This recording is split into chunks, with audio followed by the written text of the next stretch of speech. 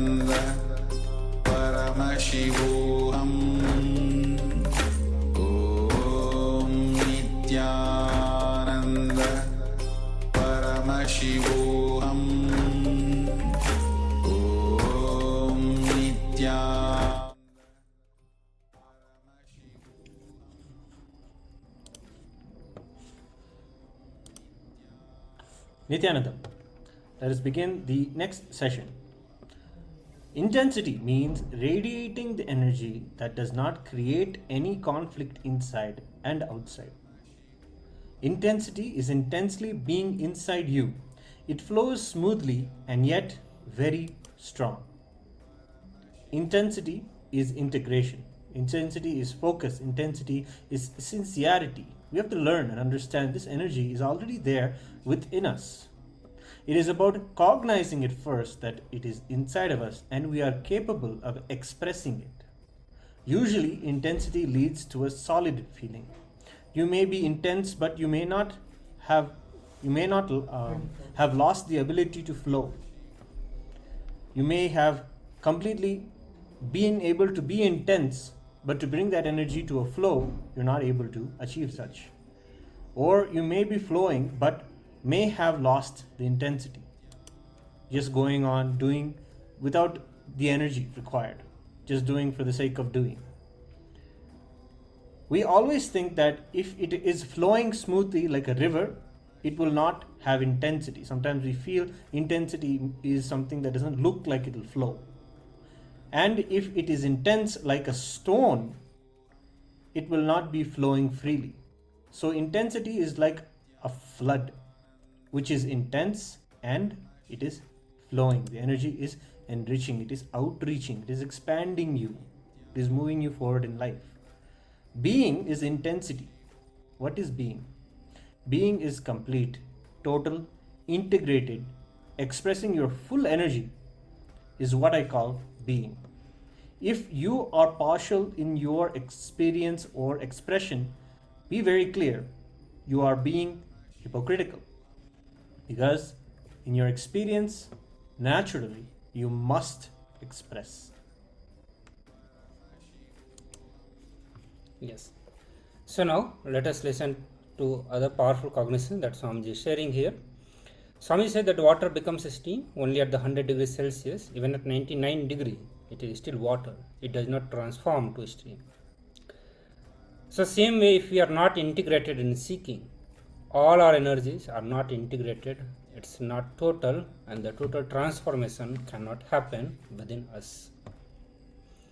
So this is another truth that we need to understand, that if we are not integrated in our seeking, all our energies, the different energy that we have in our body, all will be non-integrated, will be disaligned, and the transformation will not be happening within us. Intensity, it's an independent of the nature of the work. Intensity does not depend on the nature of work or the actions. It can be as complex as running a billion-dollar company or as simple as cleaning the floor. It is not what that is important, but the how that is important. So whenever it comes to intensity, we may think that being intense means doing some great work, some big work, or some complex work, and that is what it means, that I am being intense in doing what I am doing. But here how Swamiji defines that it is not what that matters in being intensity, but it is how that is important. So even though what we consider as the simplest work, how we are performing, that is more important for being intense, for being all our energies to be integrated, not what we are doing it. So if we can do what we are doing with the totality and intensity, that we are completely lost in the action, we have caught the thread of intensity. So through this powerful understanding, it may be you may be able to have a glimpse of it or have a click on it. All of us in our life, we have done some work or other where we literally found ourselves lost into it. And that is what is the way to find out whether we are intense about the work that we are doing or not, whether we are being total in that or not, whether everything that we have, all our different systems, different energies, whether it is thinking, visualization, verbalization, or our action that we are doing, is everything aligned towards that work or not. If everything is completely involved into that work, we will be completely lost in that work, and that is what it means by being intense in some work. Further, Swami said, the moment we are lost in the action, we become like a flute on the lips of the existence itself. The air that goes inside the flute comes out as a music because we become a channel for the energy of existence to flow through us. Swamiji says, be total and intense. And that is what is all needed for the arrow to hit the target, whatever it may be. So understand, we have been going through the various techniques, technologies, the powerful cognitions that we shared, and all of them, or most of them, were targeted towards manifesting certain aspect of the life, or manifesting certain potential possibilities in the life. But intensity is one technique which is needed for anything and everything to manifest in our life. You can say that intensity is the master technique that we all need to have in our life. It is intensity that is what is needed to manifest what we want in our life. Swamiji further says that an interest can be lost, but never the intensity. Interest comes from the mind, and intensity comes from the very being itself. So intensity, the very innate nature, it is the nature of our existence, of our being itself, and that's why it can never be lost. We may be expressing at some point of time, we may not be expressing it, or maybe resisting to express the intensity in our life, but it can never be lost. The interest can be lost because it comes from the mind. By the very nature of the mind, it is unstable, and the interest that we express will be lost. After a while, maybe short or long, we get fed up with our own interest. But with intensity, 9 o'clock. it is a thirst of our being. It transcends the rationale of our logic. Intensity is a call from the deep within. So intensity is the very nature of our being. It is the thrust of our being. So when our whole being is burning with a single intense desire to realize the ultimate, we will simply absorb the master's instruction. So for any truth or the cognition that master is sharing, when there is intense burning, intense desire to realize the ultimate, the truth that Swamiji is sharing will become the reality. It will be absorbed immediately in our being. And that's what Swamiji is saying, that when our being is burning with a single intense desire to realize the ultimate, we will simply absorb the master's instruction. The magic of transformation is bound to happen. Only then we'll be able to open to receive him. Till then, it is just an interest.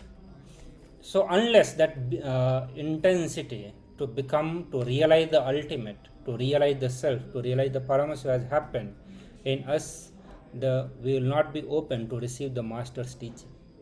It will just be interest into various things that master is sharing. So be intense in whatever you do.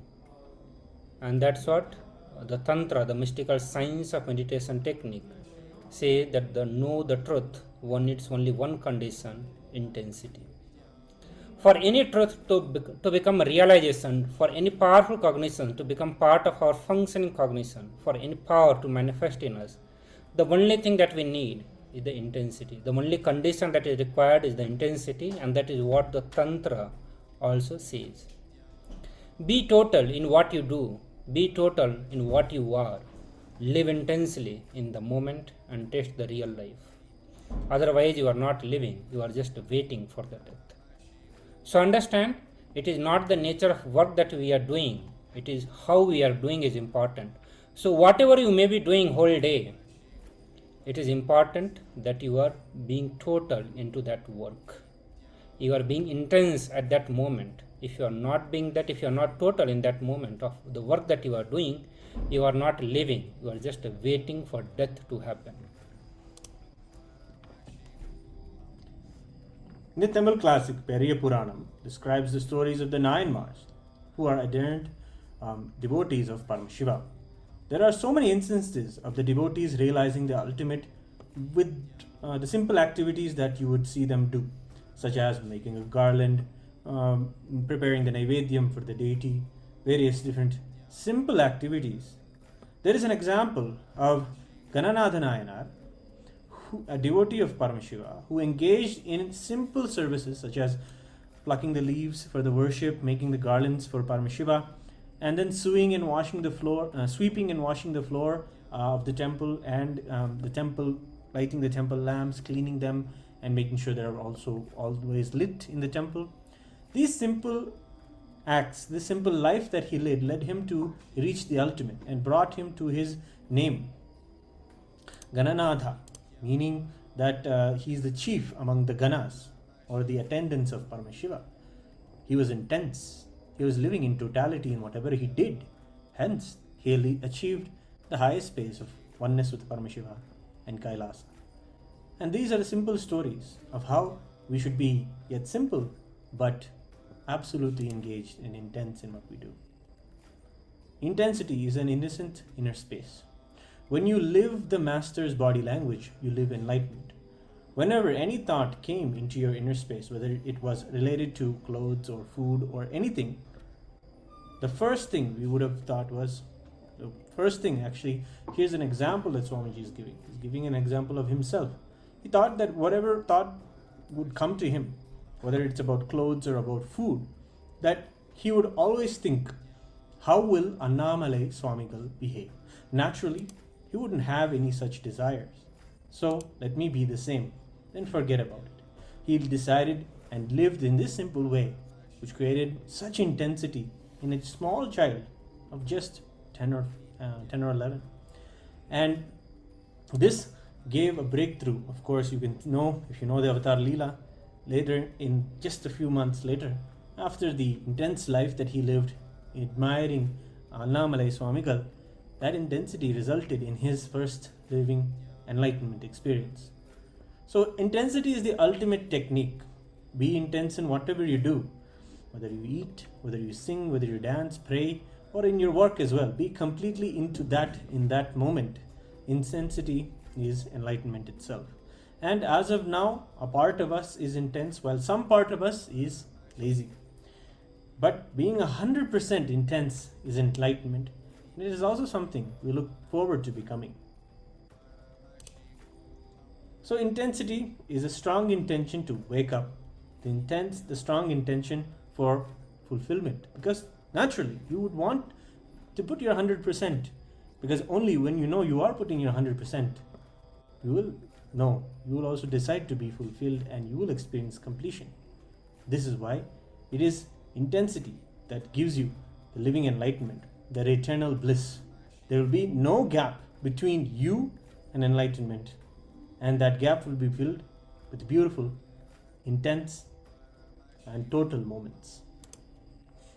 We have a short video where the Supreme Pontiff of Hinduism elaborates on this very beautiful, meditative concept of intensity. Just by listening to his words, we can cherish this intensity and we'll see the same manifest inside of us. Just by seeing Swamiji's talk, we can even have the initiation into living in a life of intensity. So, with the deep listening and totality, listen to Swamiji's words.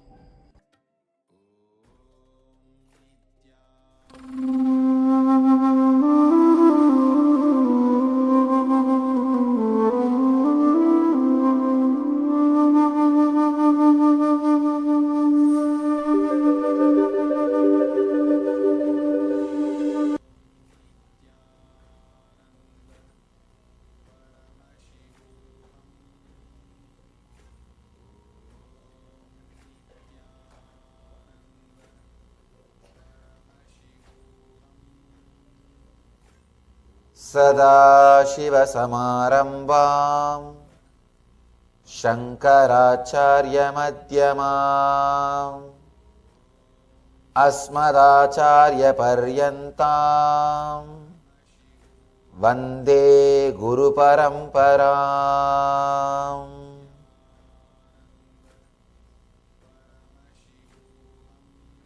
Different techniques, different methods, different deities, different paths. Then what is the point that decides the person's enlightenment? Because in all paths In all the ways, people achieve enlightenment. What is that it decides? Intensity. That decides the person's enlightenment, the higher experience. With intensity, whatever you do will be meditation. Without intensity, even if you meditate, it will be just a ritual. It will be just ritual. As I was telling, whenever I teach meditation to 100 people, I learn 100 versions of that same meditation.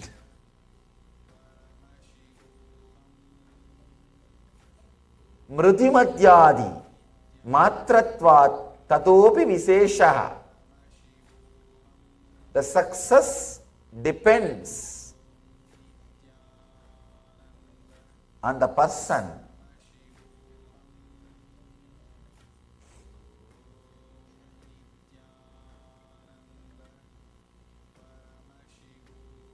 not on what he is doing, but what he is. But what he is. It depends on the intensity which he carries. Patanjali says, based on the intensity, low, medium and high, the success is achieved.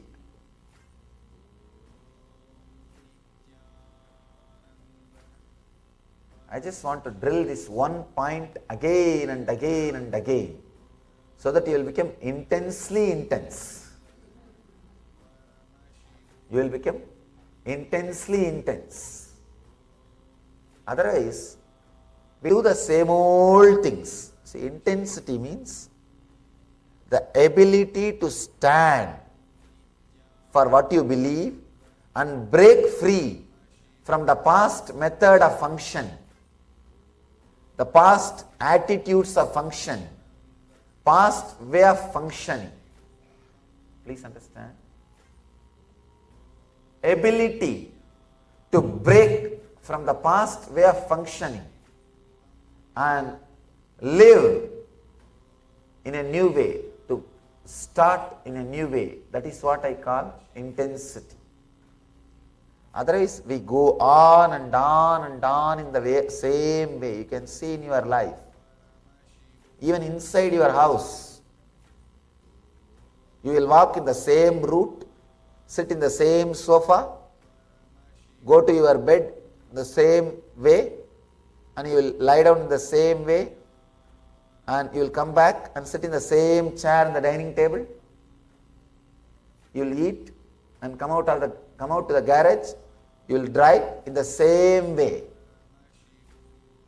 You will not even be alive, creative. I always tell my brahmacharis, my ashramites, at least do new mistakes. I will have some entertainment. Even for that, we don't have creativity. You need intensity to do things new. Otherwise, even your mistakes, same old, maybe a difference in quantity, little big or small, but not in the very quality. I have a story for you. A cowboy rode into town and went into the saloon for a few drinks. When he came out again, his horse was gone. He stormed back into the saloon and shouted, "Who stole my horse?" There was no reply. He was getting angry. Right. If no one owns up to stealing my horse, I am going to do what I did in Arizona. Still there was silence. The cowboy was fuming. This is your last chance. If no one owns up to stealing my horse, I am going to do what I did in Arizona. Just then, a lone voice piped up. What did you do in Arizona? The cowboy said quietly, I walked home.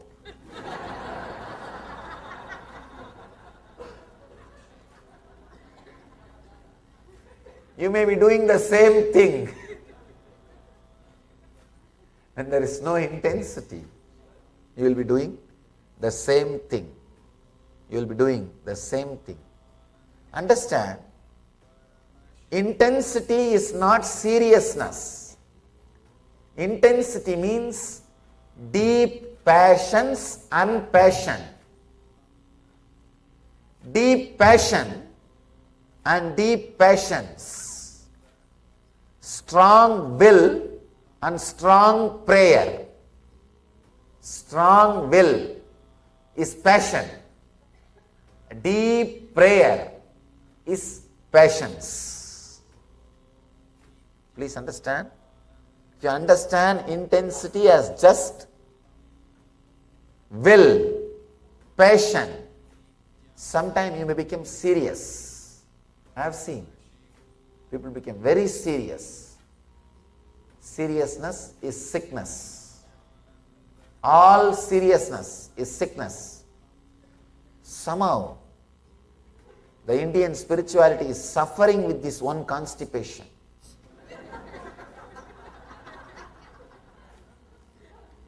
A long face. Yogi means a long face. If you see a yogi or some spiritual guy or claims to be a spiritual guy with a long face, he doesn't need your respect. He needs medicine for constipation.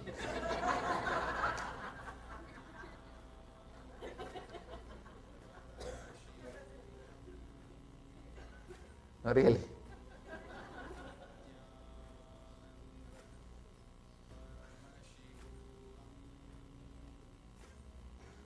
Many times, somehow that seriousness is associated with intensity. No. Intensity is sincerity, but not seriousness. You will be intense and be relaxed. Intensity without passions will raise number of thoughts. See, just intensity, passion without passions will raise number of thoughts. It may lead to outer world success, but never inner world success. Just a deep passions, acceptance without having number of thoughts may lead to inner world success, the silence, the peace, but not the ultimate enlightenment itself. Please understand. Just passion naturally will raise the number of thoughts. You will be successful in the outer world. The more number of thoughts you have, the more successful in the outer world. If you have just passions, you will deeply accept everything. You may be successful having peace in the inner world, but not the ultimate success, the enlightenment itself, which gives you the fulfillment in the outer world and the inner world. So the enlightenment is totality of passion and passions. Intense number of thoughts with a deep silence. Means your very frequency will be different. Very frequency will be different. People ask me, Swamiji, do enlightened persons have thoughts? Please understand. If you have 10 acre as your mind, for example, if your mind is a 10 acre, your inner space is 10 acre, all 10 acre is filled with thoughts. In my inner space, I have 10 million acres and some 100 acres are filled with thoughts. Negligible, but much more than you. Please understand. For the inner space I have, it is negligible. That is why we call no mind. But if you see the number of thought, the actual factual space, it is much more than you. It is much more than you. But Because it is compared to the empty vast inner space, the space in which thoughts are there are very less. That is why we call it no mind. 10 million acre, just only 10 acre is used for agriculture. Will you even remember? No. Negligible. That is why I have mind which you don't understand by the word mind. So what you understand as mind, I don't have. That is not there. But it does not mean there are no thoughts. There is no process. The process is 100 times more intense than you, but the background and the canvas on which the process is happening, the space in which the process itself is happening, is so vast, the process is negligible. The process is negligible. So please understand, in the intensity, you do not have just passion. You have patience also. You became complete. You became fulfilled. You just radiate the truth. Intensity is a strong feeling that I should achieve, and strong prayer that I should achieve. It's like you put your whole being, you put the whole effort, and you know the ultimate is supporting you. It's like you will have a deep will, strong will and deep prayer. Even if anyone is missing, it can't be called as intensity. Strong will and deep prayer. Understand? If you understand the divine is supporting you, the effort you put, even if it is little, suddenly you see the success happens. Just by remembrance, the divine is supporting you. You don't even have to bother whether it is factual or not. You don't have to measure. Am I supported? How many hours it stood with me? What has happened? There is a story. One guy asked a boon from God. God, you should always be with me. God said, all right, I'll always be with you. So whenever this guy walks, he will see one more set of footprints behind him. Means God is walking. Whenever he is in joy, he will see two sets of footprints, he and God. Whenever he is in suffering, he will see only one set of footprints. So he called the God again. What is this? Whenever I am in joy, you are following me. When I am in suffering, there is only one set of footprint. You are not following me. God laughs and says, fool, when you are in joy, you are walking, I am following you. When you are in suffering, I am carrying you. So the footprint which you see is mine, not yours. So be very clear. When you are intense, when you just remember, he is there supporting, even simple effort, suddenly you see it will become reality, success. It will become success. So even a simple thought that is there, please understand. First Patanjali talks about samadhi states, then he talks about intensity.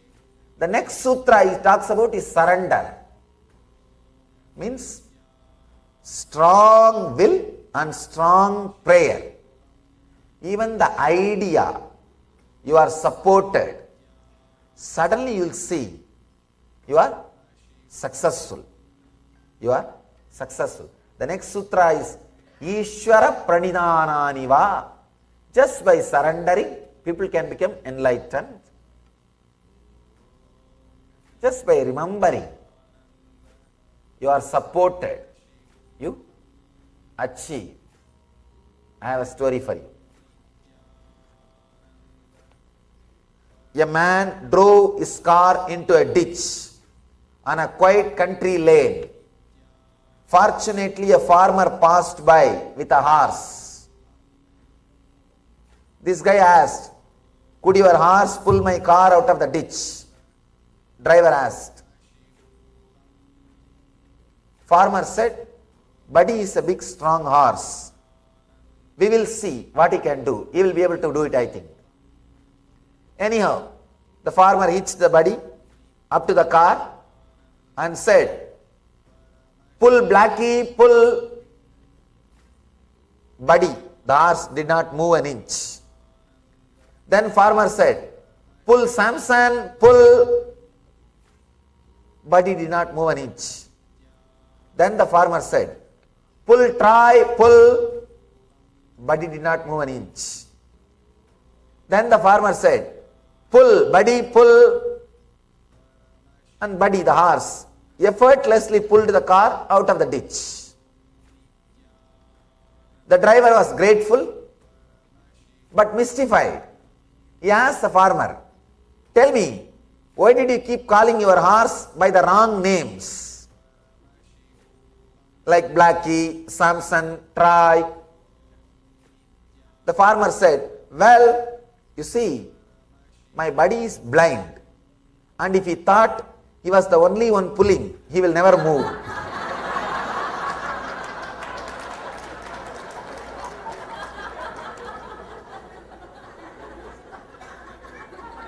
We are all blind. If we think we are the only one pulling, we will never even try. We will not even try. We will not even move. So be very clear. Intensity means simply happen. Things will simply happen. That is why Patanjali, just with intensity, he puts the next sutra, Ishvara Pranitanani va. By surrender, the ultimate is achieved.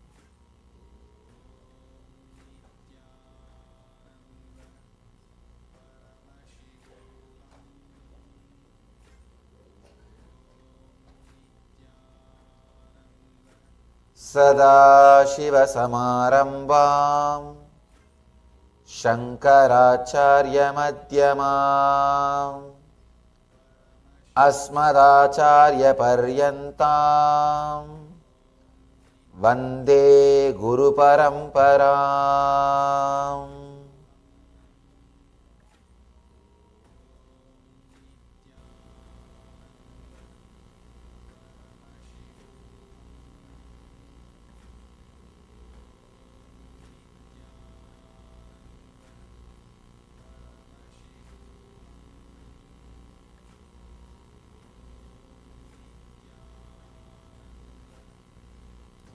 I welcome you all with my love and respects.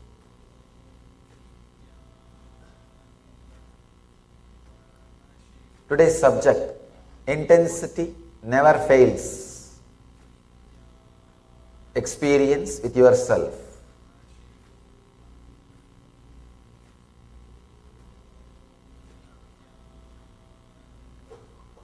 The 21st and 22nd Sutra of Patanjali talks about intensity. And in the next Sutra, 23rd Sutra, he talks about surrendering.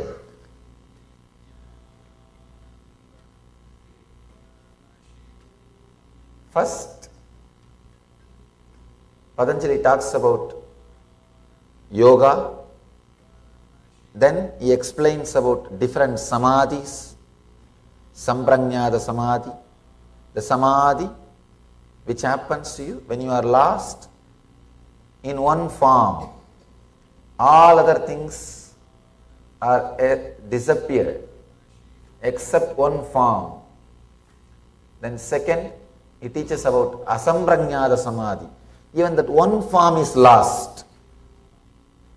And even that form is not there. Then he speaks about the methods, the qualities which can make you experience that samadhi, asamprajnata samadhi. Then Patanjali speaks about, now he is speaking about intensity. I can say the way in which, let me tell you my own experience, how I had enlightenment. Even Buddha, when he was just intense, when he was just filled with passion, not with passions, he tried, nothing happened. Suddenly at one moment, he relaxed, the passions joined the passion, and he became enlightened. When he understood, he is not alone pulling. He relaxed and he just tried. If you think you are alone, you would not even try. Or the idea it is difficult will not let you move. Let you use your muscles to its peak potential.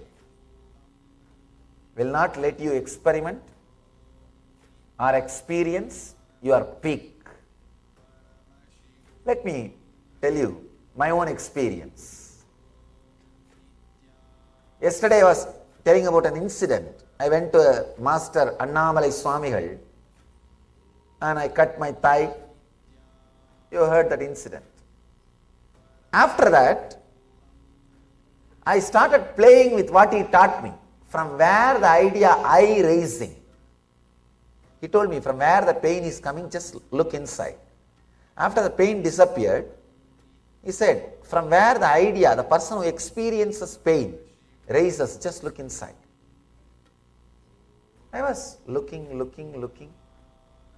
very deeply and intensely. Maybe I can say 2 years or 1.5 years. I was playing continuously with the technique, sometimes very seriously, very passionately.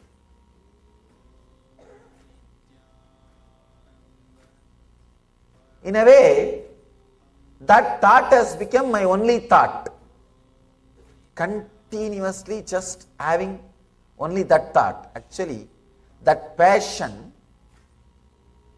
takes care that all other thoughts disappear except that thought.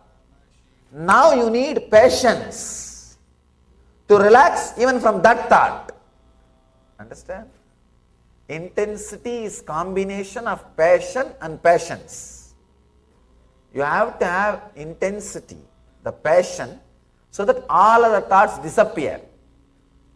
Now you need to have patience even to unclutch from that thought, that one thought. So almost everything else has disappeared except that one thought from where the thoughts are raising. One day, I was sitting at the foothills of Arunachala, that place is called Pavalakkundru. I have spoken elaborately on this experience in a discourse called Living Enlightenment. It's in YouTube. If you find time, maybe you can spend a little time with that discourse. I have spoken elaborately, step by step, how the experience happened. Today we don't have that much of time, but at least I'll share the essence. When I was sitting, I saw this one thought, that from where thoughts are raising. One funny thing is, because I was constantly working with that thought, from where thoughts are raising, but unable to find the source, that thought has become a strong pain memory for me. The moment I remember to find the seeking, the source, the moment I remember, I should start seeking from where thoughts are raising. Because of my past failures, immediately I will be depressed. It will be so much of pain. I will sit, no, I will do every day the same thing, but I will never realize. I will just walk out with a deep failure. Today also the same thing it is going to be. By and by, it became a sort of a pain memory. Strong pain. I can neither drop that habit of seeking from where thoughts are raising, because the intense yearning for enlightenment is there, nor I am able to discover. So what to do? It's like almost married.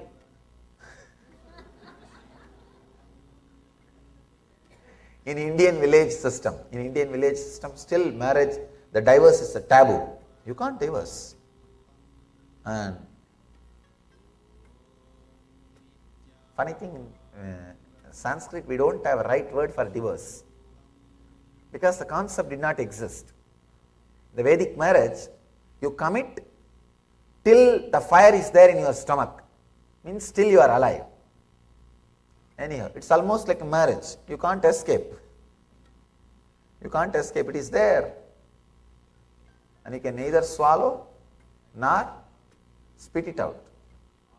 And neither I am able to stop seeking nor feeling joy to do that. It became pain. Actually, at some part of your life, your own spiritual practice will become pain. Even the thought will become pain. Because you think, oh, even if I do, many times I tried, nothing works out, but I am not able to stop also. What to do? What to do? Just you have to do. It became a passion, but the passions was not there. It became kind of a strong pain memory. So I was sitting at the foothills of Arunachala. It was a full moon day, Vaigasi month, at exactly 1 month from tomorrow. Tomorrow is Purnima, tomorrow is Chitra Purnima, and Vaigasi Purnima, the next month, Purnima. Evening, it was a beautiful time. I enjoy nature always, even now. Hill, water body, means ocean or river, is my favorite place. If I know in that city, ocean is there, at least once a day, I will spend a little time with the ocean or with hills. It's my life, it's my passion. So I was just sitting with open eyes. Sun was setting, moon was rising. I was not even meditating. Usually I will have only two thoughts. One, the thought, who am I should find out. The other, the thought, even if I seek, I am not going to achieve. That pain. Only these two thoughts will be jumping. Binary code like a 0, 1, 0, 1, 0, 1, 0, 1. Only these two will be there. And both are the same source. Suddenly, I don't know how it happened.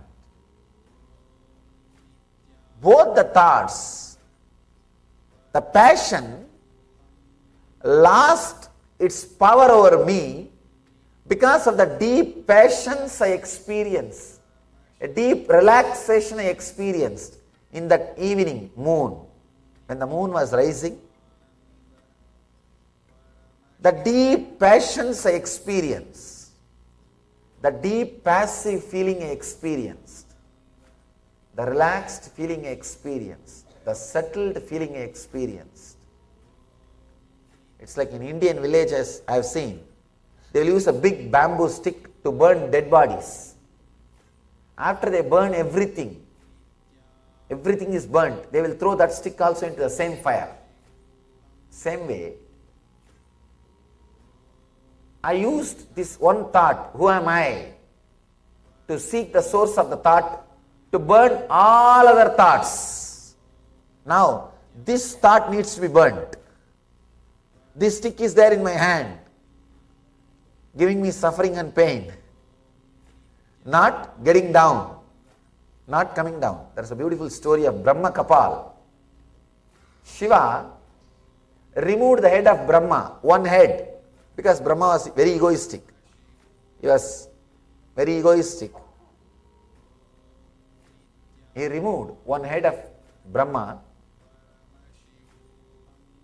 It's a very mythological, beautiful description.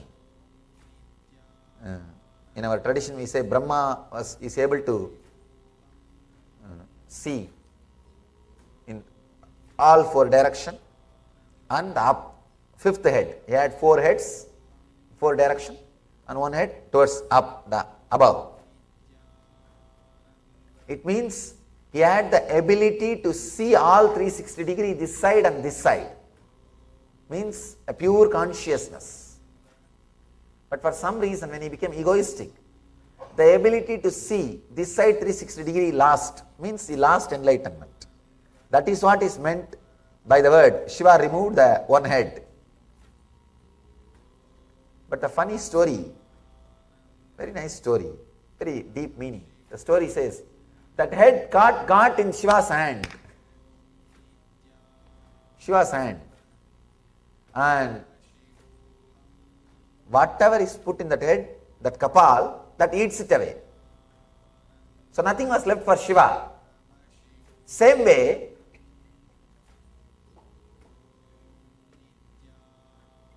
see that head, everything that head eats, nothing was left for Shiva. That kapal has become a big torture for Shiva. Same way, all the other thoughts are burnt, eaten by this one thought. But this one thought is not leaving me. It became a big torture. But somehow, when that patience, I can say in a way I got completely fed up with this whole thing. Seeking and unable to find with this whole thing. So I just sat in that moonlight, moon rising. For a few seconds, my being forgot to seek, forgot to create the thought, the passion of seeking. It just entered the space of passions. Suddenly, at that moment, clicked. Something clicked. Because of my passion, already I raised my frequency to a different level. Now my passions, my relaxed being, just I relaxed into that frequency. Something clicked. Suddenly something broke, opened into my being. How I feel, how all of you feel, alive inside your skin.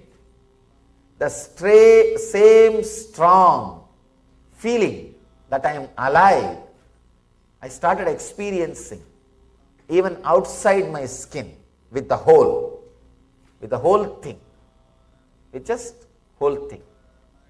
The tree, plant, hill, stones, the earth and the sky, with everything.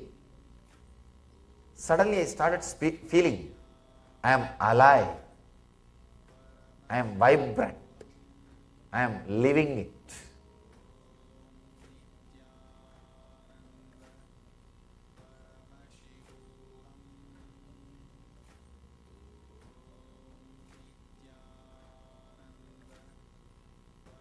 As long as that passion and passions was there inside me, the intensity, that experience stayed.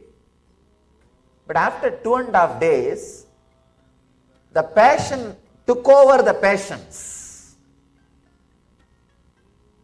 The passion to hold on to that experience took over the passions to relax into that experience. Please understand, whenever you want to hold your bliss, you will miss it. Bliss means what? Choicelessness is bliss. When you choose bliss, you have chosen suffering. If your hands are open underwater, river will be flowing. You will be holding the river. The moment you hold the river, you try to hold it, what happens? You have only empty hands. If you are with open hands, breeze is blowing. The moment you hold, you have only empty hands. So, the moment you choose bliss, you choose suffering. Choice is suffering, choicelessness is bliss. The moment my passion took over the passions, it disappeared. It just disappeared. Again, it took more than 10 years for me. Completely tune, polish my being and relax with a deep passion and passions. When that experience happened again, never left, it just stayed. It just stayed and started radiating through this body.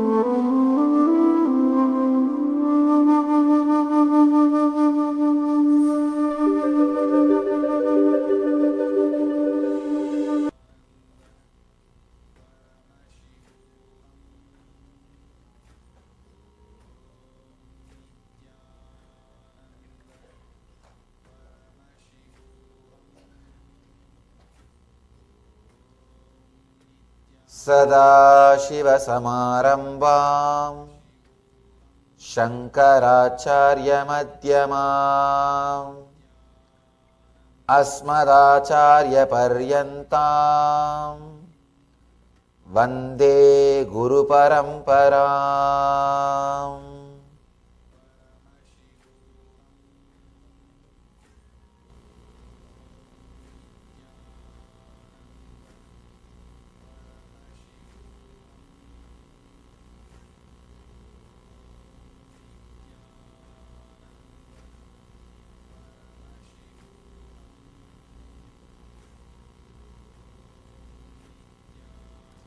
I welcome you all with my love and respects.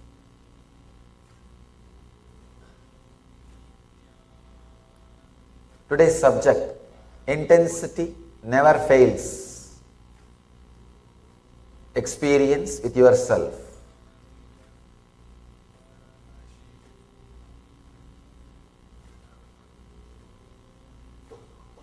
The 21st and 22nd Sutra of Patanjali talks about intensity. And in the next Sutra, 23rd Sutra, he talks about surrendering.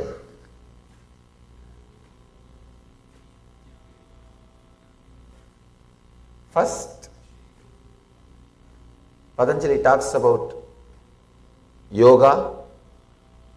Then he explains about different samadhis, samprajñāta samadhi, the samadhi which happens to you when you are lost in one form. All other things are disappeared except one form. Then second, he teaches about asamprajñāta samadhi. Even that one form is lost. And even that form is not there.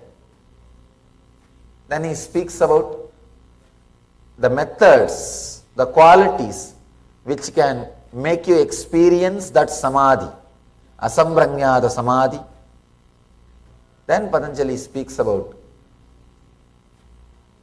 now he is speaking about intensity. I can say the way in which Patanjali has put the sutras, I can understand, he is giving importance to the concept intensity much more than samadhi itself. Please understand. much more than samadhi itself, he is giving importance to the concept of intensity, much more than enlightenment itself. Today I really wanted to share an important secret with you all from my own experience. Not only what I learned from my teachers, from my own experience. Intensity is much more important than enlightenment itself. You may think things are a little crazy. You may think enlightenment is the ultimate thing. How can something else be more important than enlightenment itself? Please understand, enlightenment is not a one incident as we all think. It is not a noun, it is a verb, a continuous, intense happening. When I opened up to enlightenment, whatever I thought was me, the whole thing got completely evaporated. That moment is what I call enlightenment. Please understand, that does not mean the process itself stopped at that point. No. Enlightenment is ultimate but not final. The ultimate goes on happening every moment in you. So, word enlightenment should be used as enlightening. That's a proper word. It is a continuous process. So, intensity is responsible for this process to be a continuous process. Enlightening, not enlightenment. Intensity, I can say, intensity will become way of life. It is technique for beyond enlightenment. For beyond enlightenment. See, sometimes you may experience Satori state, the first experience of enlightenment, maybe by accident or when you are intensely open to some deity or guru, nothing. If you are just intensely open to your master, available, suddenly you see you are experiencing Satori, that one glimpse of samadhi, one glimpse of samadhi. But intensity is required to retain it, to live it, let that fill you. And intensity only makes that Satori into samadhi, into ultimate enlightenment. And that intensity only keeps the whole thing alive.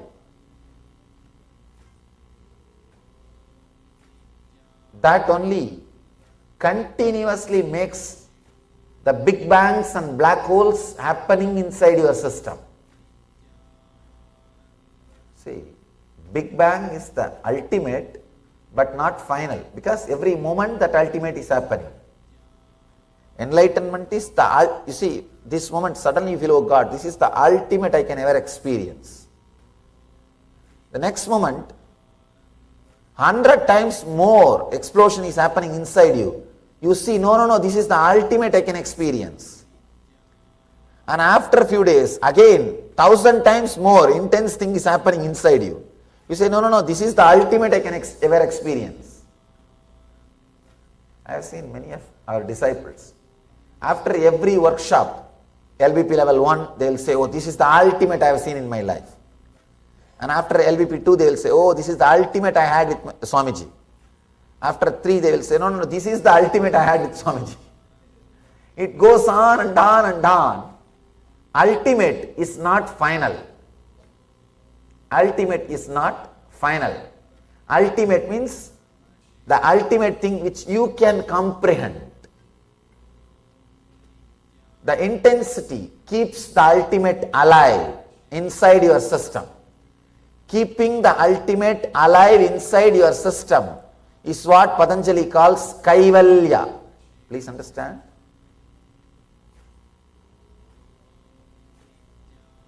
The very beginning, Patanjali talks about Samadhi, fulfillment. Sama Adi means becoming one with the origin, the root, source. Sama means the source. Adi means, Sama means becoming. Adi means the source. Becoming the source is Samadhi. He starts with Samadhi. The first chapter is called Samadhipada. And after describing Samadhi, after teaching Samadhi, Patanjali teaches intensity. Then understand the value Patanjali puts it for intensity. The space Patanjali gives for intensity. The place Patanjali gives for intensity. Intensity keeps the Samadhi alive in your system. Intensity lets that ultimate constantly happening in your system. That when the intensity keeps Samadhi alive in your system, that is what is called Kaivalya. I use the word living enlightenment. Living it. In every step of your life, you experience the utility value of enlightenment. And constantly, you are living it. You are radiating it. You are just sharing it with the whole world. Living enlightenment means you will be just radiating. You will be just overflowing with it.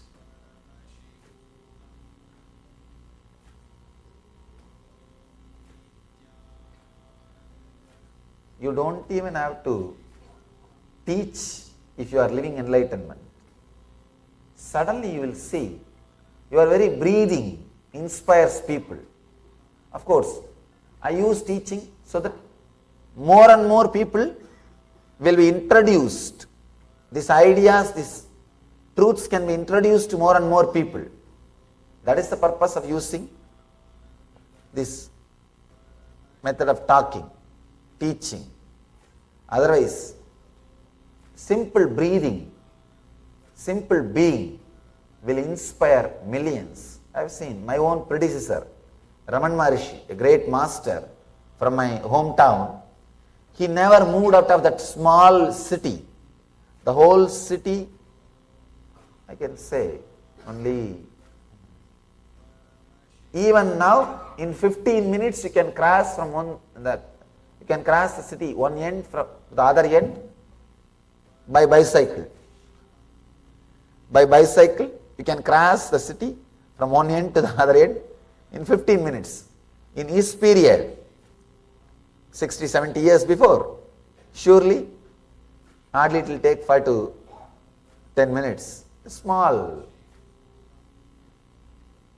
city. He never left that city. He never moved out of that city. Once he entered, he just relaxed. But he inspired and inspiring, continues to inspire millions of seekers around the world. Millions around the world are inspired. You'll be surprised. He never moved out of that small place where he was staying. Just he was relaxed. And he did not even wear more than one piece dress. All he had, one piece dress and one small walking stick, one water bowl. We call it kamandalu in Sanskrit. That's all. He lived and he inspired millions of people. He continues to inspire millions of people. Living enlightenment, when you are radiating Jivan Mukti, suddenly, not only you are living the truth, you are just radiating. Everybody is inspired, sharing.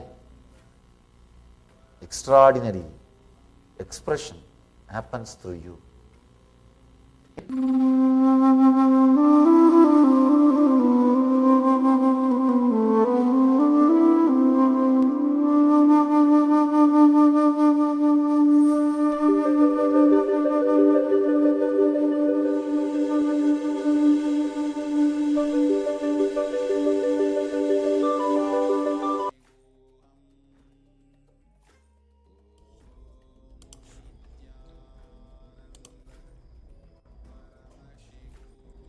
Yes, beautifully.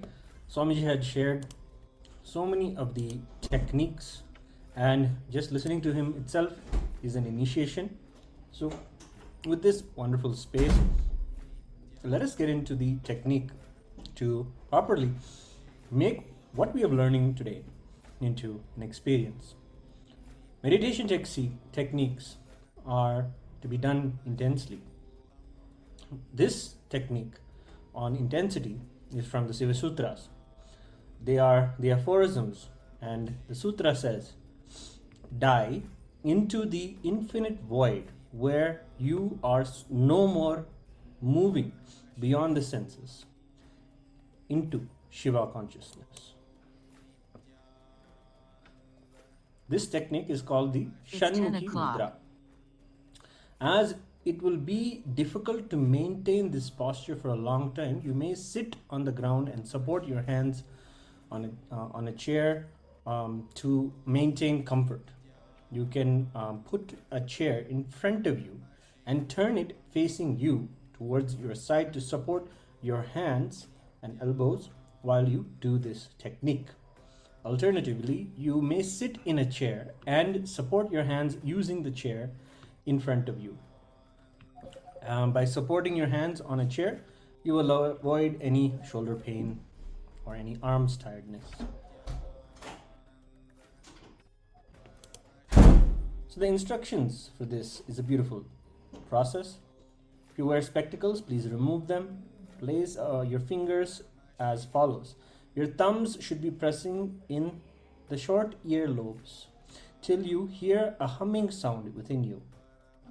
Your index fingers lightly on both the eyes, and then your middle fingers should be on the bridge of the nose, and then the ring fingers slightly under your nostrils, and the little fingers on your lips. For 21 minutes, follow the steps given below. Of course, you have to do this with both your hands, and close the nose partially and reduce the prana flow slowly. When your mind settles down by itself, the prana flow will reduce. So, be in the Shanmukhi Mudra and inhale and exhale as slowly as possible and as deeply as possible. Keep your mouth shut tightly and visualize both your eyeballs have become like stones. So the limited rapid eye movements are also slowly reduced. And this helps if you do the visualization that your eyeballs have become hard pebbles or stones. And let them also not move at all. So be in the Shanmukhi Mudra and inhale and exhale as slowly as possible and as deeply as possible. So intensify your awareness. Do not create any stress. Try to be in deep awareness and continue the tech intensely, keeping awareness of everything in mind. Don't create an unnecessary pressure. Connect with yourself through awareness. Visualize intensely as if you are penetrating into your third eye. Visualize deeply as if you are penetrating your third eye like a drill bit here. And then relax and open your eyes slowly.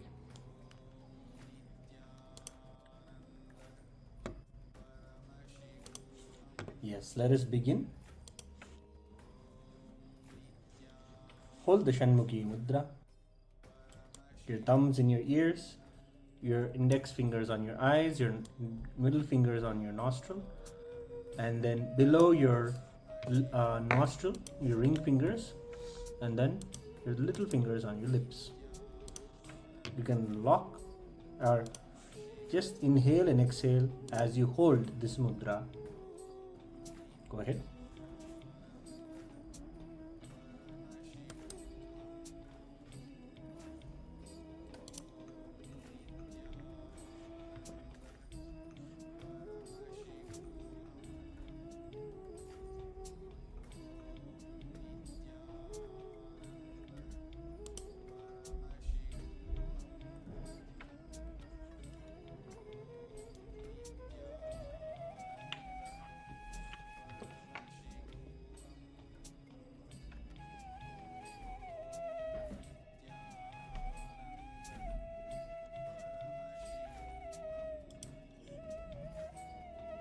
ॐ नित्यानन्द परमशिवोऽहम् ॐ नित्यानन्द परमशिवोऽहम् ॐ नित्यानन्द परमशिवोऽहम् ॐ नित्यानन्द परमशिवोऽहम् ॐ नित्यानन्द परमशिवोऽहम् ॐ नित्यानन्द परमशिवोऽहम् ॐ नित्यानन्द परमशिवोऽहम् ॐ नित्यानन्द परमशिवोऽहम् ॐ Nityanand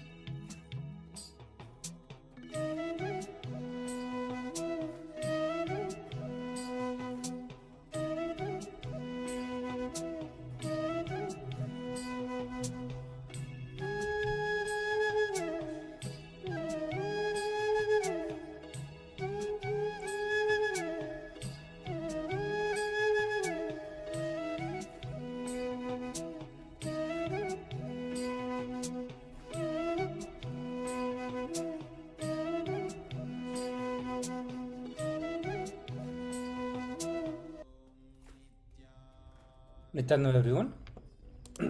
So I request all the participants to relax now. Yes.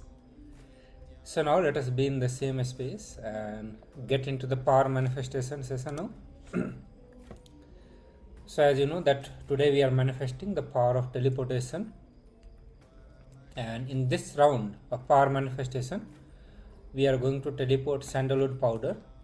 If you do not have sandalwood powder, you can have any other sacred items like bhasma, kumkum or turmeric rice. So you can pick up any of these items, have 2 cups. In 1 cup have the sacred items, either sandalwood, turmeric or bhasma or kumkum, any of these items that you have.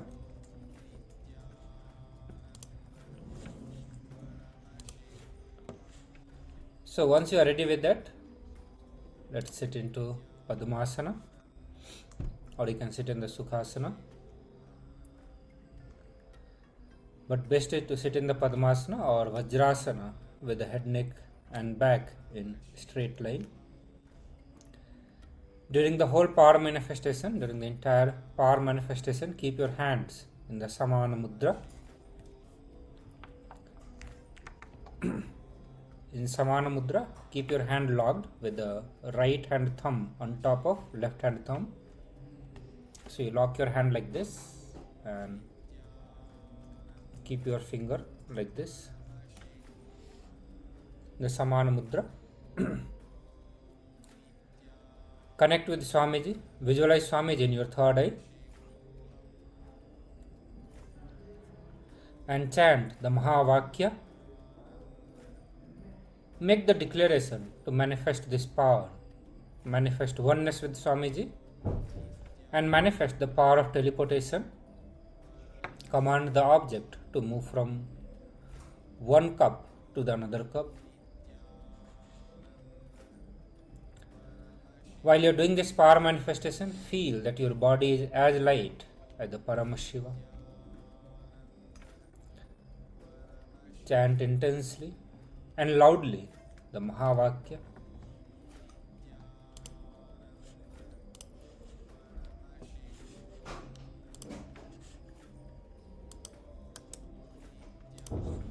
We'll give you a few minutes for doing this power manifestation. I request all the participants to start the power manifestation now.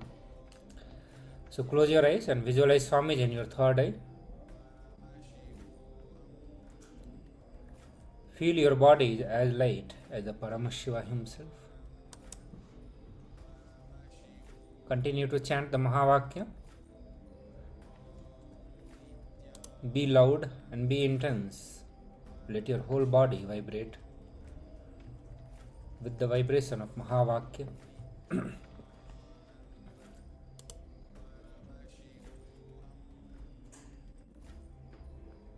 Please start the power manifestation.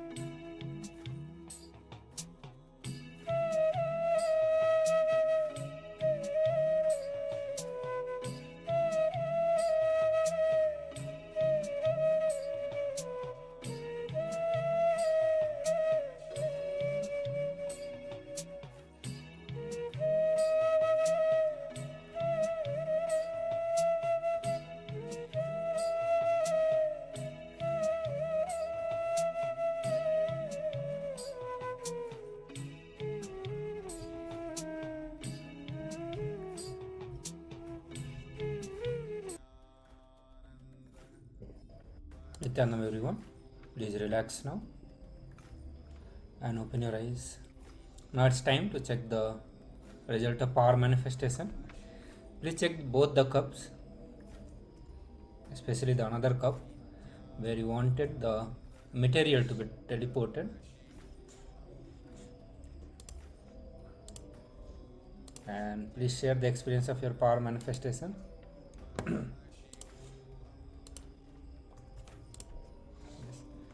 So were you able to manifest the power or yet to manifest the power?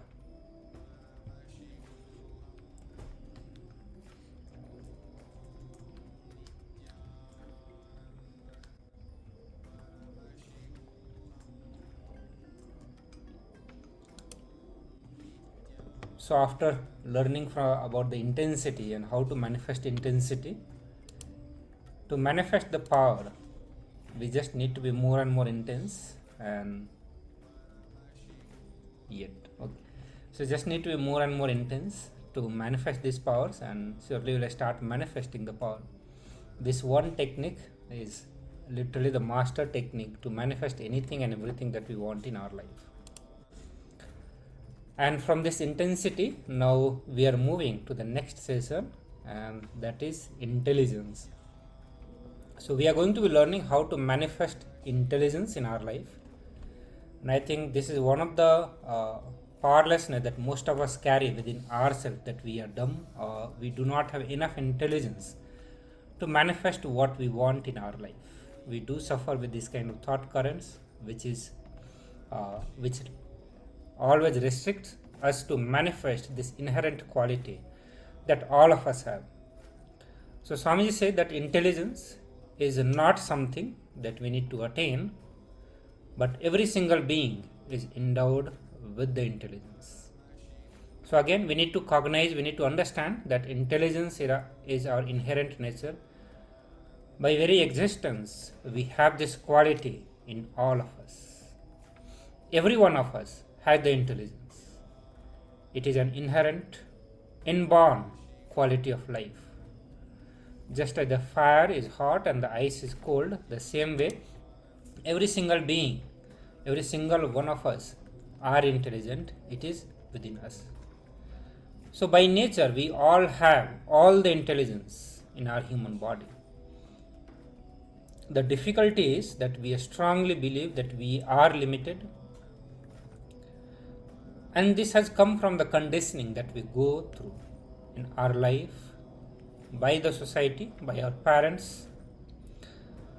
So we have been conditioned to think that we have only limited capabilities, that we cannot, and so we have forgotten that how to use these capabilities.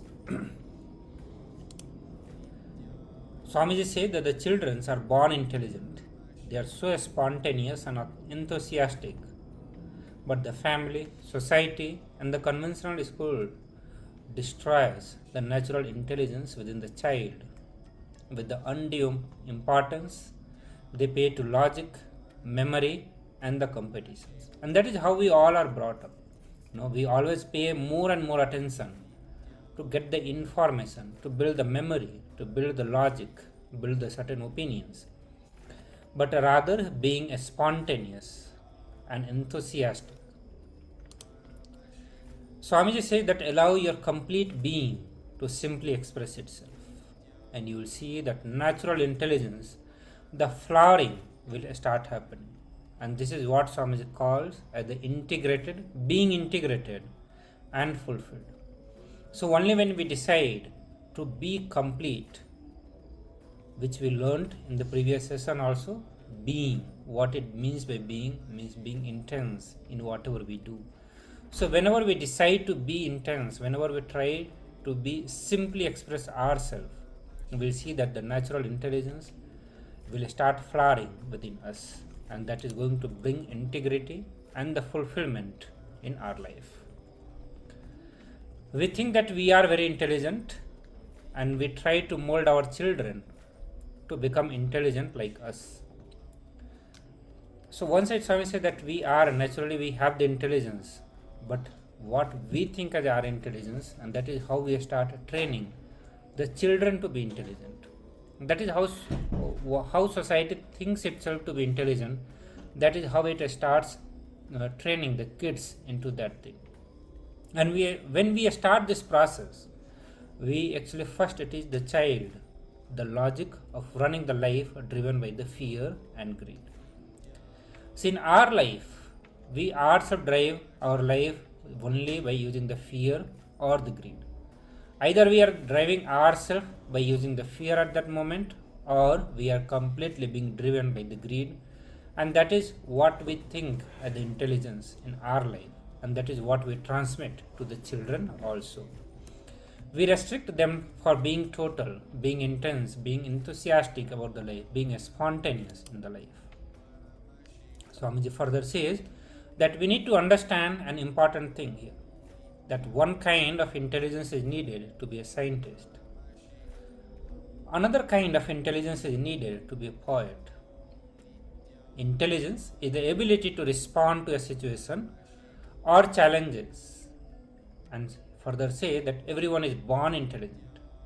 It is just a question of discovering each one's unique dimension of the intelligence. See, we all have been endowed with intelligence, and we are capable to express the different dimensions of intelligence. And that is what Swami is saying, that one kind of intelligence is needed to be a scientist.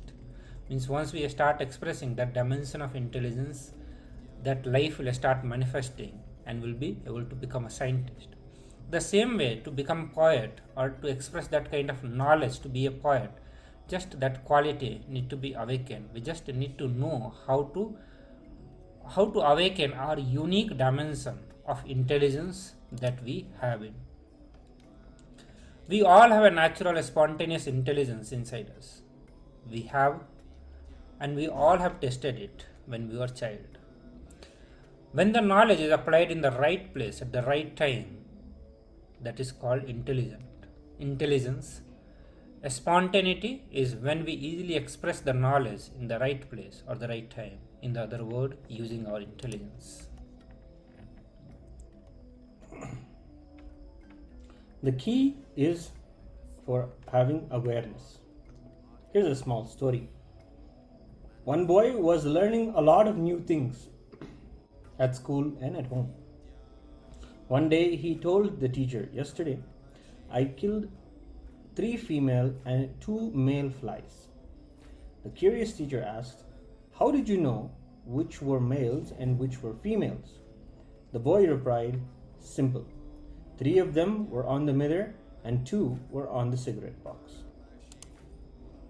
Intelligence is being aware and spontaneous. Understand an important thing. When we are deeply aware, we cannot make mistakes. With deep awareness, we are in the present moment, and when we are in the present moment, we are alive and alert. This is what we call intelligence. Once, a sergeant in his training session asked the recruits why walnut wood was used for making the rifle.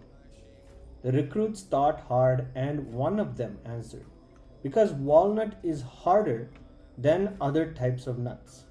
The sergeant brushed him off and said, "You're wrong." Another recruit ventured and answered the question, "Because it is more durable." The sergeant's voice boomed again, "Wrong." The third person tried his luck, "Because it is waterproof." The sergeant is tired of the answers now, and he replied, "You boys surely have a lot to learn. Simple reason, that is what is laid down in the rule book. That's all." Living every moment in total awareness is meditation. Acting out of our intelligence is taking complete responsibility for what we do at all times.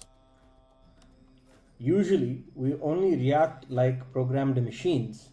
We do not respond to situations.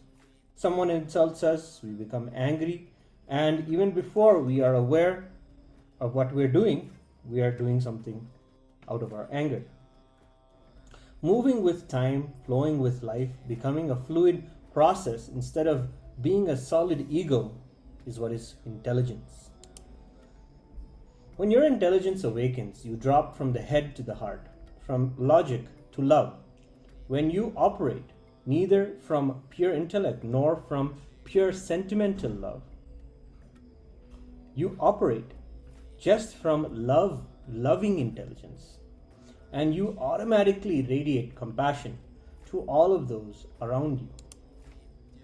You rely on thinking because you do not allow the natural understanding to happen. Thinking arises from the mind, which is actually one of the most marvelous mechanisms. But the problem arises when the mind becomes your master instead of the tool in your hands. The mind is like a radio that you don't know how to turn off. How many of us realize that the tremendous intelligence that is there in our bodies is actually in our own control? Just thinking, when our body can digest food, it can pump blood, it can adapt to the environment, it can tell you when it's cold, when it's hot, when it's hungry, and at the same time perform 1,000 other complicated tasks without help from outside you. We have to understand and accept that there is an intelligent energy within us driving this whole mechanism. If we reflect on this and we realize this, there is something called as a body intelligence. Once a king went to an enlightened master and asked him, "I heard that you are an enlightened man and you radiate energy around you. You are always in bliss. What do you do?" The Zen master replied, "I eat when I eat and I sleep when I sleep." So we all have been taught that the center of our intelligence is in our brain. Our body is not a simple, centralized system of intelligence controlled by the brain, but the human body is a highly evolved, distributed system of intelligence, beautifully and seamlessly orchestrated. So actually our body has the capacity to heal every single disease, whether it's a physical or mental, however complex it may be. The secret is to use the lost science of self-healing. It is a process of connecting the intelligence of the person to the cosmic energy, which is the pure intelligence through an initiated healer. So an important thing to understand, which may shock all of us, that we have an independent intelligence in our system which runs our life without our interference. Right now, we think that we need to interfere with our intelligence in order to run our life happily. This may be a surprising revelation, but the truth is that universal or cosmic intelligence responds to every thought of ours. Interesting. So there have been many interesting researches on this which supports the revelation that Supreme Pontiff of Hinduism is giving to all of us. Some may say that what makes us become insensitive to nature. The moment our ego comes into the play, we become insensitive to the nature. When our identity that we are separate person is felt strongly, the innocent way of relating with the nature is lost. So only when our ego interferes, when the ego comes in between, our ability to connect with the nature, our ability to connect with the cosmos is lost. And that is when our intelligence, we are not able to connect with the ultimate intelligence and manifest the self-healing that is needed for our body. So let us understand the intellect versus intelligence. Our entire education system is based upon evaluation of the information, not the intelligence. It is driven by the intellect and the verbalization, not the visualizations. The intelligent person lives moment to moment, not through the logic. He doesn't believe in the borrowed answer. So now, let us listen to the more deeper understandings and truths revealed by the Supreme Pontiff of Hinduism on this topic. So we are going to listen to one of the video where Swamiji is sharing more deeper understanding on this truth.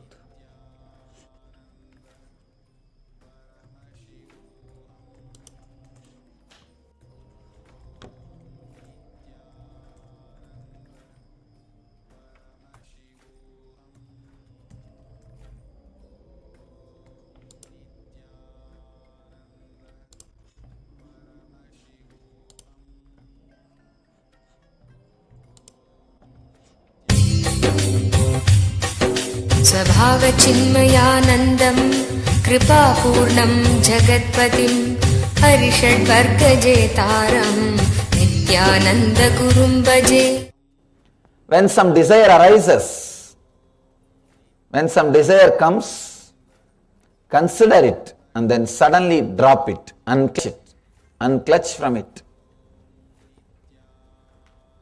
Very simple. In one sutra, Shiva is finishing. And he says, just be enlightened.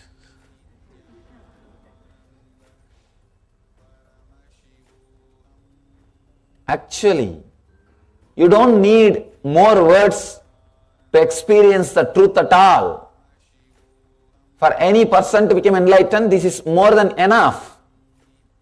This is more than enough. Here, Shiva is telling the essence of everything. The essence is already here, available. He says, when some desire comes, when some desire arises, unclutch. He is not telling, slowly do, little bit this, no Vishwashi. Straight away he is telling, when some desire arises, consider it. Consider it means witness it. Don't judge. Just see it. See. Then the moment you have seen it, unclutch from it. He is teaching pure renunciation. People may ask, how can it be possible? How can we renounce? Then suffer, nothing wrong. That's all. Simple. People come and ask me many times, renunciation is very difficult, Swamiji. How to renounce? I tell them, don't bother, then suffer. Then life will teach you two things. Either you learn from enlightened master or life will teach you. Life is going to teach you. If you learn from master, it will be a lot more easy because he will talk to you in the language which you can directly understand. Life, the language life speaks, you may not directly understand it. So it will give you strong punches. By that time, you start realizing those punches. By that time, you start interpreting and understanding the messages conveyed to you through the life, through the incidents in your life, the incidents which it is creating in your life. It will be too late. Understand? Either you learn from master directly, who is talking to you the same English in which you understand, the English in which you also communicate, you also relate. If you learn from him, it will be a lot more easy because you don't have to go through the painful experiences. Straight away, see, it's more like he has done a big research and development and he knows the truths of the inner software. Here he is ready with the software. Just download and start living it. But when you want to create your own software, of course you can. Then you have to live your life, go through the experiences. By the time you learn how to pick up the lessons from the experiences, how to interpret the experiences, you are ready to die. Life is over. Life is over. In Sanskrit, we have two words, anubhava, anubhuti. Anubhava means lessons you learn from the experiences. Understand? Anubhava means the experience, and learning lessons. For example, first you touch the charcoal fire and say, oh, charcoal fire will burn. Then you touch the cigarette fire. Oh, cigarette fire also will burn. Then you touch lighter fire. Oh, lighter fire also will burn. Like this you touch all varieties of fire. By the time you understand all fire will burn, your body will be ready to be burnt. This is what we call anubhava, learning through experience. It goes on and on and on. Next is called anubhuti, learning from intelligence, learning from enlightenment. Example for this anubhuti is, once you touch one fire and get burnt, immediately you realize, oh, all fire will burn. This is called anubhuti. Understand? Anubhava will demand, learning through experience will demand your whole life, painful. In the end, you will say the same thing which Shiva is saying. You will say the same thing which Buddha is saying. You will see the same thing what Jesus is saying. You will see the same thing which Mahavira is saying. All the great masters, what they are saying, you will see it and say it, but it will be too late. It will be little too late.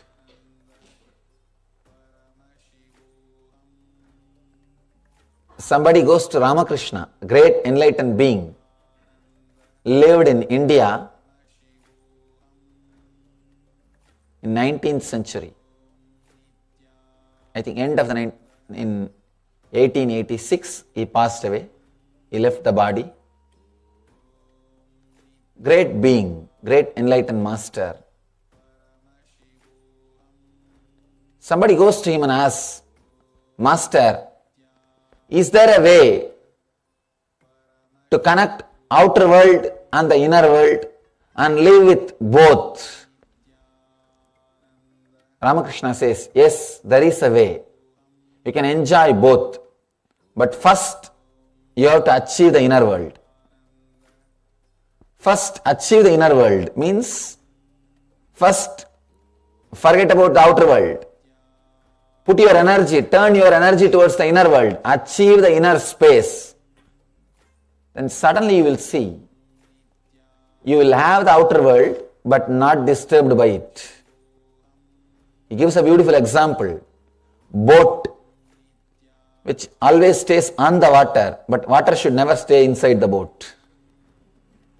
Boat can stay on the water, but water can't stay on the boat. Achieving the inner space, which is not moved by anything. Achieving the intense energy and excitement, which is independent of anything, is a basic need. Here, Shiva is also saying the same thing. First, let you achieve the inner space. Let you achieve the inner space. Unless that happens in you, no help is possible. I have seen many people using the great spiritual truths in a different way, promising to develop yourself as a personality development programs, or to create wealth, or to create some other things of the outer world to you. I can also sell with that packaging. It's not a big thing. It is not a big thing. But understand, the truth, the ultimate truth is totally different. The truth of enlightenment is totally different. And I really feel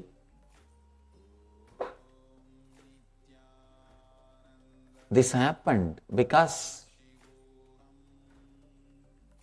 you do not go to learn the truth from the source. To reach the source, you need to walk up the hill. So you are now dependent on the bottled waters, who are labeling it. No, it is from the source. It may be from the source. By the time they bottle it, label it, and bring it to you, enough corruption has happened. Enough of dilution has happened. Enough of pollution has happened. At least with water, we have some system. We can transport it without pollution. But with the truth, the moment it goes to somebody's head, and if he does not become enlightened, and if it comes out, it is polluted, corrupted. It's already corrupted. I always tell people, even if it is a little difficult, learn from enlightened sources. Learn from authentic tradition. It will be little difficult. They will take little time. They will demand little austerity. They will demand little bit of penance, tapas. They will demand little time and energy and your attention. But you will reach the truth. You will achieve the truth. There is no instant packaging. There is no shortcut for enlightenment.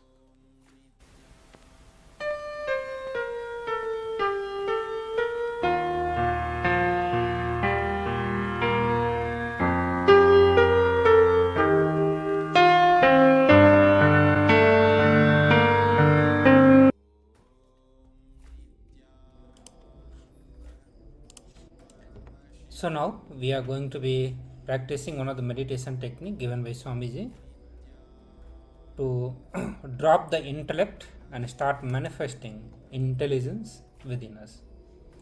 So this technique is going to be for 48 hours, but right now we'll do this only for 15 minutes, but please learn the technique. So Swamiji says consciously decide that you are not going to think about your problems.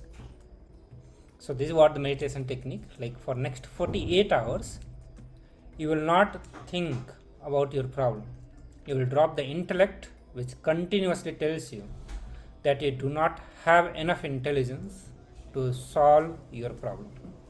So whenever you get any kind of thought related to which says that you do not have intelligence to do this work, you do not have intelligence to perform this task, you do not have intelligence to understand these concepts. So any such thought that comes to you, you are not going to entertain it, but rather you are going to unclutch from it, you are going to drop this thought at the feet of Swamiji. You are going to be doing this technique for next 48 hours. So understand, this is the technique. Spontaneously, that you do not have the capacity to produce that much spontaneity. So any such kind of thought that comes, you are going to be continuously dropping it. And as part of this segment, you are going to be practicing for next 15 minutes. So for next 15 minutes, intensely meditate and cognize that you are intelligence. Okay. So please sit straight Close your eyes and meditate on this truth. Cognize this truth that you are intelligence. And what you are going to be doing now, you are also going to be practicing for the next 48 hours. So whenever such kind of thought comes which makes you believe that you are not intelligence, you do not have enough capacity to understand certain concepts, or the work that you are doing, you do not have enough intelligence to perform that work, you will not entertain any such kind of thoughts. You will continue to unclutch from that.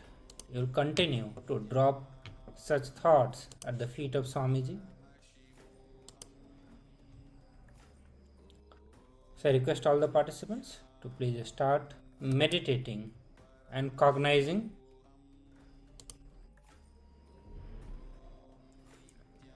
that you are intelligence.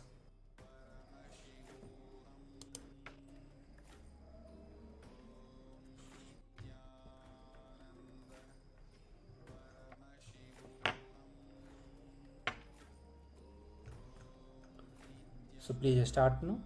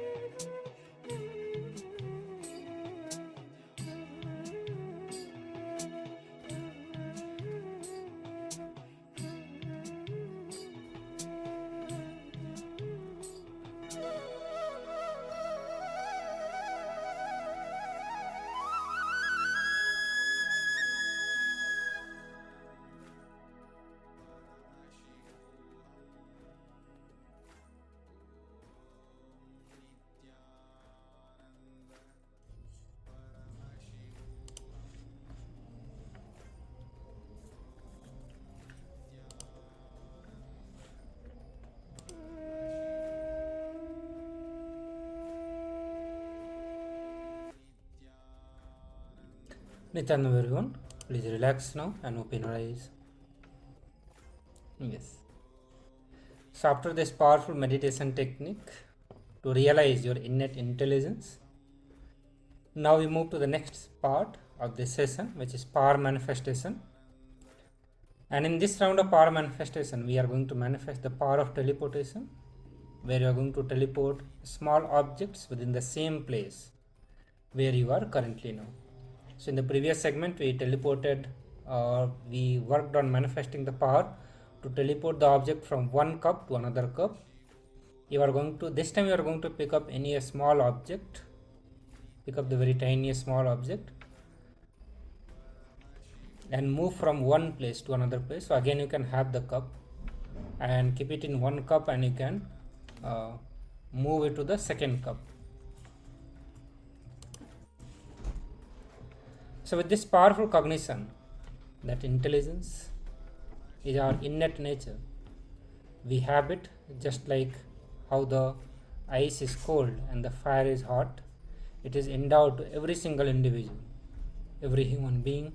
With this powerful cognition, we'll enter into the power manifestation, and I request all of you to sit straight, close your eyes and visualize Swamiji in your third eye. Visualize Swamiji in your third eye and chant Mahavakya intensely and loudly. Declare, make the declaration, make the Satya Sankalpa to manifest this power. Understand all the power manifestation happens from the space of oneness. The more and more oneness you experience with Swamiji, the more and more powers you are going to be manifesting. And the key to manifest oneness with Swamiji is nothing but the Mahavakya itself. The more intense, the more loud you are while you are chanting the Mahavakya, the more you manifest oneness with Swamiji. Chant intensely so that your whole body, whole system vibrates with the Mahavakya itself. Make the Satya Sankalpa to manifest this power. Manifest oneness with Swamiji and thus manifest this power through you. Visualize yourself to be as light as the Paramashivoham himself.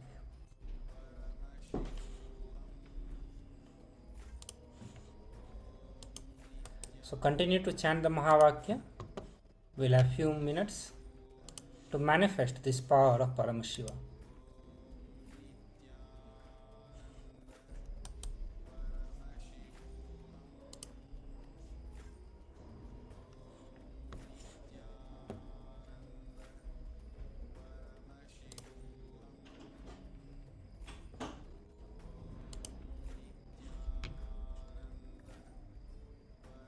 शिवोऽहम् ॐ नित्यानन्द परमशिवोऽहम् ॐ नित्यानन्द परमशिवोऽहम् ॐ नित्यानन्द परमशिवोऽहम् नित्यानन्द परमशिवोऽहम्